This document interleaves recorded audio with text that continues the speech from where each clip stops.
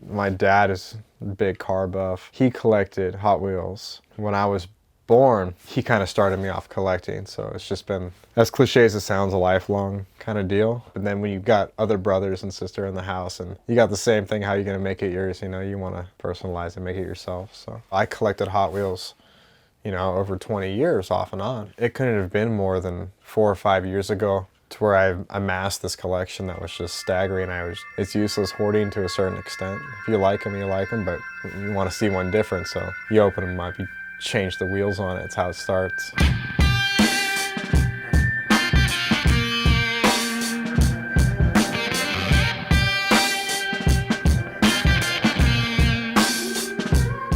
Skateboarding for over 15 years. It's built so much of the way I think, so much of the way that I react. The joy and sensation you get from accomplishing something that's you've done yourself.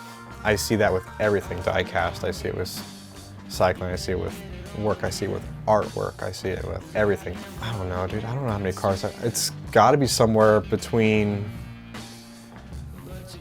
8,000 plus, probably. It got to the point where, you know, I got the ones that I collect because I like, and then an extra one, and you keep one in the package because you want to collect the cardboard too, you know? And then you get another so you can take it apart and change the wheels, and then you start changing paints and adding details and customizing, and then before you know it, you're sitting in a garage and you just got bodies of cars laying everywhere because it gets out of hand. I've got one in my case over here. Let's see. Here's a good instance for you. This is my sedan bag here, my panel vans and stuff. All right, so here's your base idea, right? You got a 1940 Ford Woody that's already drilled apart that I was probably going to start something on, but didn't. You got your 40 Woody, right? And it's cool, you know, it's got a cool paint. It's got, you know, a two-piece plastic that's this weird metallic gold color with plastic wheels. And yeah, it's a bitchin' car, you know, like it's got a little wheel cover on the back. And it's got a big old blower hanging out of it for whatever reason you want, staggered wheels. And it's goofy, right? You know, it's awesome for what it is. It looks cool, but you know, you want to make it look something different. When I think of a 40 Ford Woody, I think of like a surf rod down at the beach, you know. I give mine a different look. I take it, I detail the wood grain, you know. I paint the runners black because, you know, it's going to have a vinyl coating on them. You give it a different paint. You paint the windscreen because, you know, that part's actually metal on the real car and not wood, you know.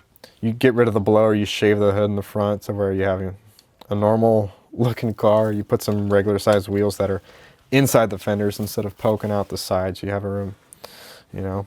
You got your roof rack on it. You get rid of your wheel cover.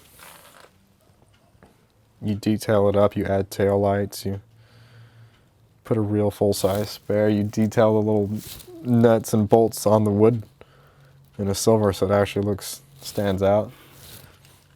You cover the back in your surf rod stickers because that's what kids did, you know. You do just, you know, you want to do these details that's, you know, you look at it that way.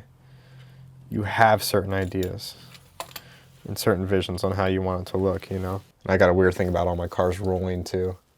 You can slam a car out all you want and it looks awesome, but if it doesn't roll, it's not a Hot Wheel, I don't think. It's my take on it. Everybody does it different, but I like that.